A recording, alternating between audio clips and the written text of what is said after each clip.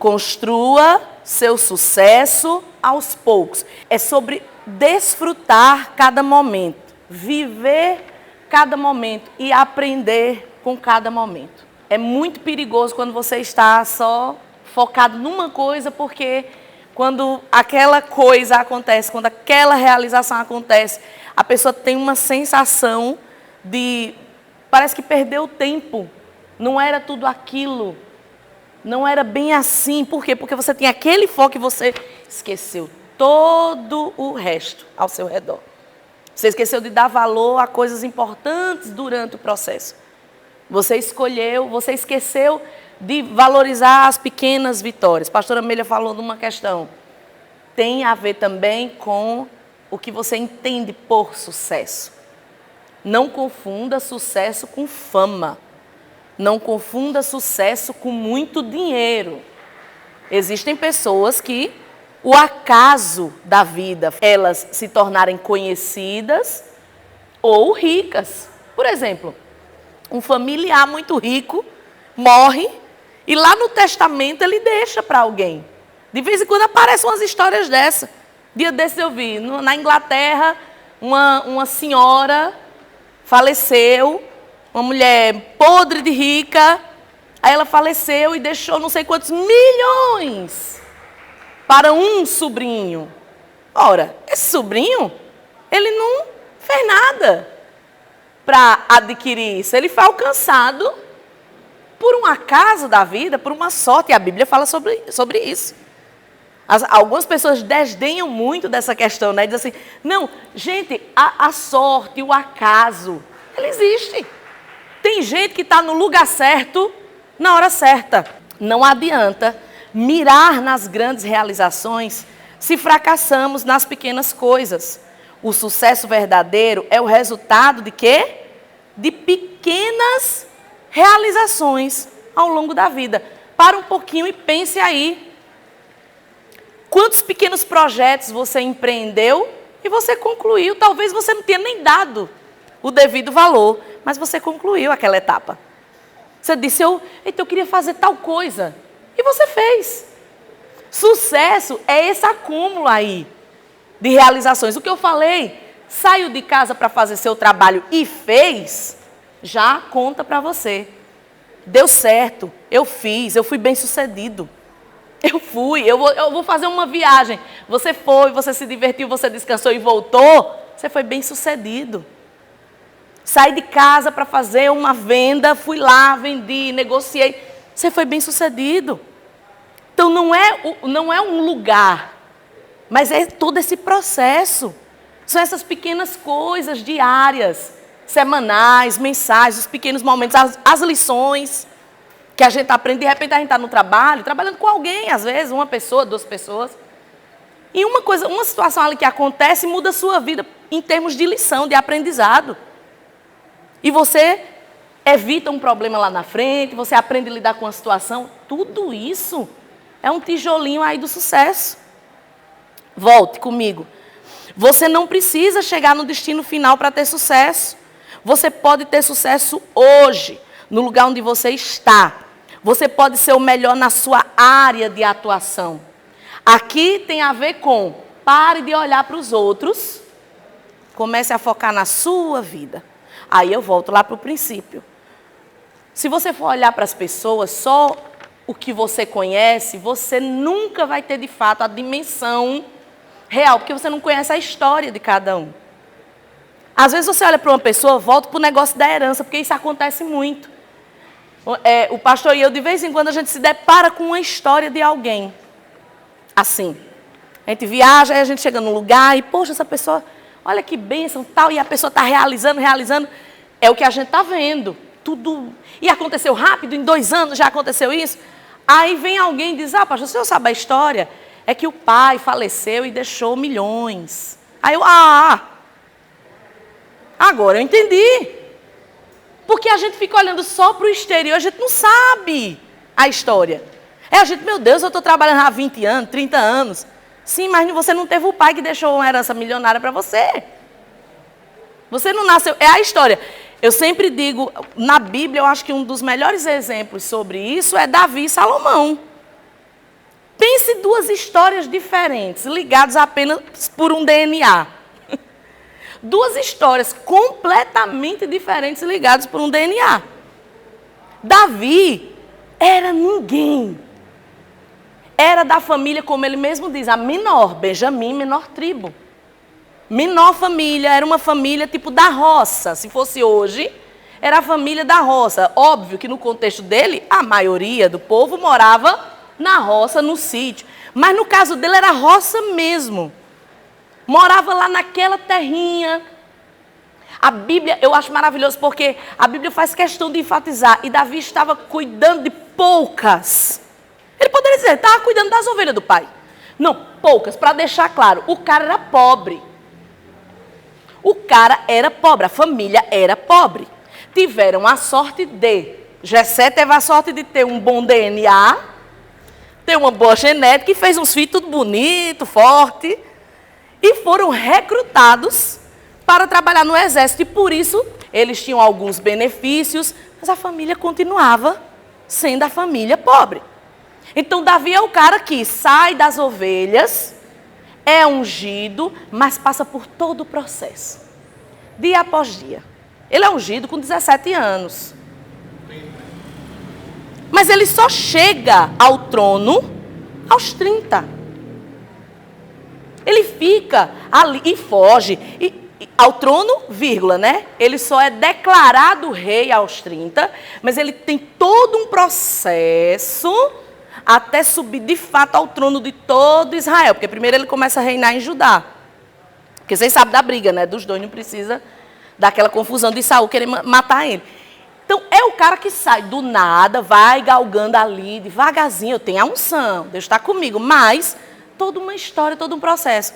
O Salomão é o menino que... O Davi, quando a gente diz assim, fulano nasceu em berço de ouro. O do Salomão é literal. O berço de Salomão de ouro é literal. E é tão interessante as duas histórias, porque Davi cometeu muitos erros, mas Salomão cometeu muito mais. Por quê? Porque quando você não tem estímulo para lutar por algo, quando você já chegou no topo, tu faz o quê? Eu fiz um estudo sobre o livro de Eclesiastes, e conversando com o pastor sobre isso, eu disse, a prova de que nós não nascemos para desfrutar de tudo e ficar no topo, está em Salomão. Deus não nos criou para viver de forma nababesca. Porque isso faz mal para nós. Faz mal, não estou falando de riqueza, prosperidade, estou falando de Salomão. Você ter exageradamente tudo. O problema de Salomão, ele tinha tudo exageradamente. Ele fala sobre isso. Mulher, faz um cálculo aí para mim. Quanto tempo você precisa ter para desfrutar de 1000 mulheres? Pensa comigo, você está ligado que 1000 mulheres, ele só via cada mulher uma vez. Quanto tempo para ele fazer o rodízio?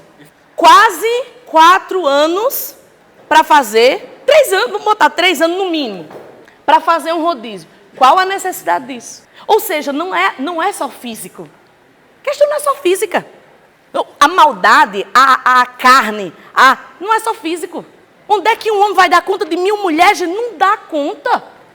Não dá, mas o cara não dá conta de uma. O cara dá conta de 1000 mulheres. Aí sabe o que acontece?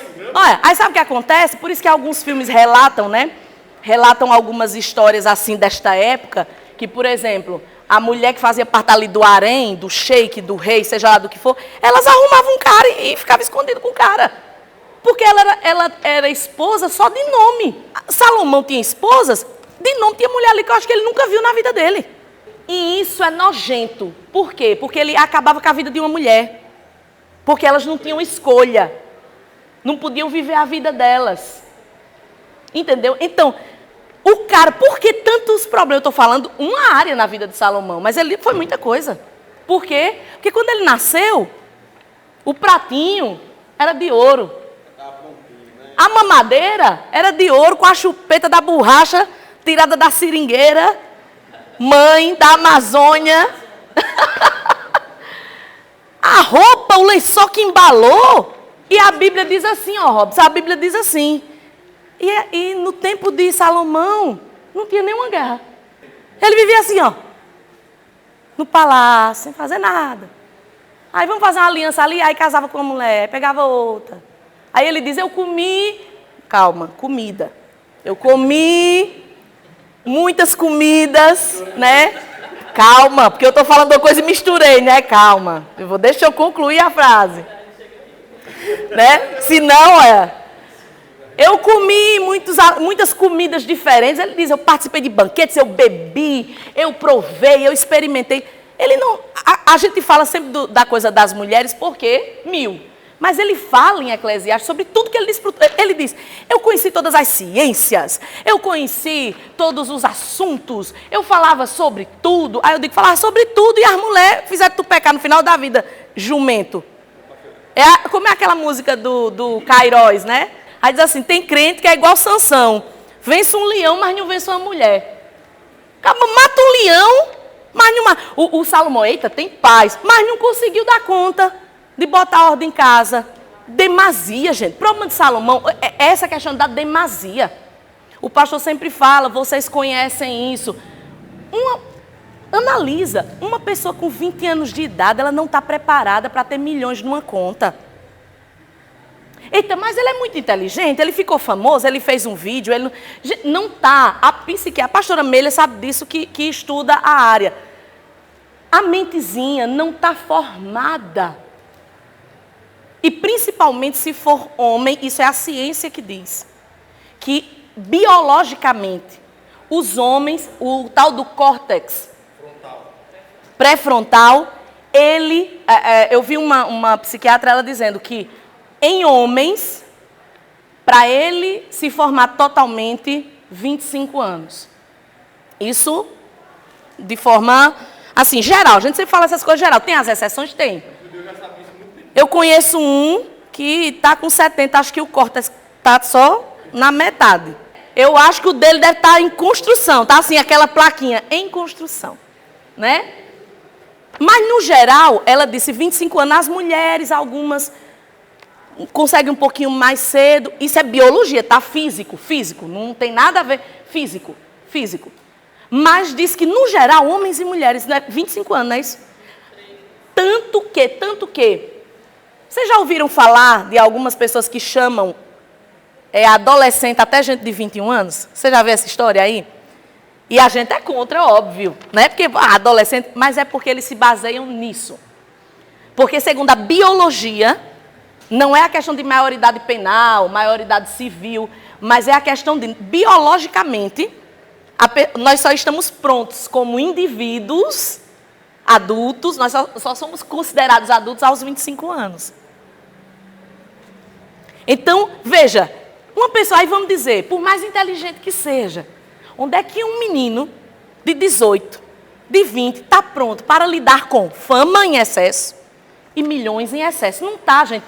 Ele pode ter tido maiores aulas de finanças, mas aqui a cabecinha... Aí o que é que acontece? O que a gente vê por aí. Depressão profunda. Aí o povo diz, mas tu tem tudo. Tu tem dinheiro, esse cara tem o que eu não tenho. Sim, mas você tem o que ele não tem. E o que você tem, não dá para o dinheirinho comprar. Você está entendendo? Então, o texto aqui, ó, não é... Você não pode focar nesse lugar. Você tem que viver as etapas, tem que amadurecer, né? Tem que... É por isso que é tão perigoso uma criança vivendo coisas de adulto. Por isso que é tão perigoso quando nós queremos viver coisas que não estão no nosso tempo. Muitas vezes Deus nos dá graça, misericórdia, porque a misericórdia do Senhor é o que nos faz estar aqui. Mas a gente passa pelo sofrimento, porque não está formadinho ainda.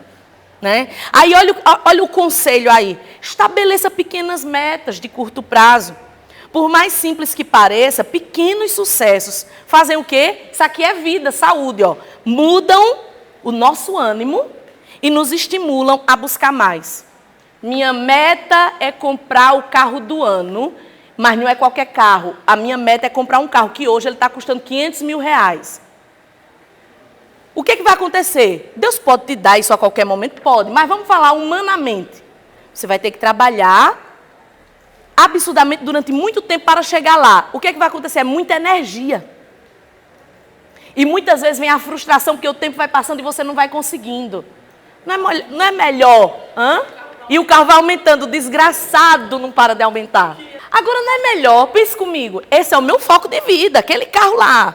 O sonho não morreu, tá lá. Mas não é melhor eu estabelecer a meta de um carrinho menor dentro da realidade que eu estou hoje? Mas o que é que eu quero dizer, gente? Metas pequenas, elas são sucesso. Finalizar pequenas tarefas. Para mim, olha, eu não sei vocês, mas eu estou num nível da minha vida que quando eu termino a faxina, eu só falto eu mesma me colocar uma faixa e me dar um troféu. Tome seu troféu de hoje. Eu estou nesse nível. Finalizei. Obrigado. E eu digo, Senhor, muito obrigado. Porque hoje eu pensei que eu não ia conseguir. Eu estou dizendo, eu mesmo boto da faixa. O que foi? Eu finalizei a faxina. Como melhor faxina do ano, Marilyn. Eu tô desse jeito. Por quê? Porque às vezes a gente fica só focando nas coisas. Eita, meu Deus, eu quero fazer o empreendimento. Não, celebre o fato de ter terminado aquele dia. O fato de você ter concluído sua tarefa diária. Né? Se você trabalha atendendo pessoas, se você trabalha construindo algo com suas mãos, celebre você ter feito isso. Meu Deus, eu pensei que eu não ia conseguir atender 5 clientes, consegui atender 10. Que sucesso eu tive hoje. Que sucesso. Você entende? Isso é vida. O Sandro, pastor Amélia, pastor Fernando, a Amanda. Aí na época eles estavam fazendo crossfit, tinha uma turma daqui da igreja fazendo crossfit. Aí, pastor, tem que fazer crossfit. Eu digo, meu filho, tem uma ambulância da SAMU? Porque no peso que eu estou, começar já no crossfit, quando eu der o primeiro pulo, que eu jogar o primeiro pneu de maio, vocês querem me matar. Eu tenho que primeiro caminhar, tenho que... Aí vem a história da meta, porque tem gente que é assim. Ô, gente, vocês que frequentam a academia, eu já frequentei, como é? Tem uma galera, como é que a gente conhece a pessoa que está a primeira vez na academia? Ela quer usar os pesos que não tem nada a ver. Nunca pegou 1 quilo. Aí ela vê o marombeiro. Eita, vou pegar. E faz que nem aquele povo da internet. Quando levanta, a máquina puxa. Puf! Lá para trás. Você não pode. Tem que ser devagarzinho. Tem que ser aos pouquinhos. Então, isso que a pastora Amélia falou. Gente, as pequenas metas, pequenas coisas. Nunca li a Bíblia. Começa pequenininho. Nunca tive uma vida de oração diária. Vou orar, Senhor, esse ano. Está ali naquele projeto, ó. 2 horas. Você já orou alguma vez meia hora diária? Você não vai orar 2 horas. Porque é aquilo que a pastora Amélia falou. É carne, gente. É o teu corpo. A Bíblia não fala que a gente está o tempo todo lutando contra essa carne? Onde é que essa carne vai nos ajudar? É um passo de cada vez. É um pouquinho. Aí você vai aumentando, você vai aumentando, você vai aumentando. E aí, olha o que diz. Cada pequena vitória nos capacitará ao quê? Para as grandes realizações.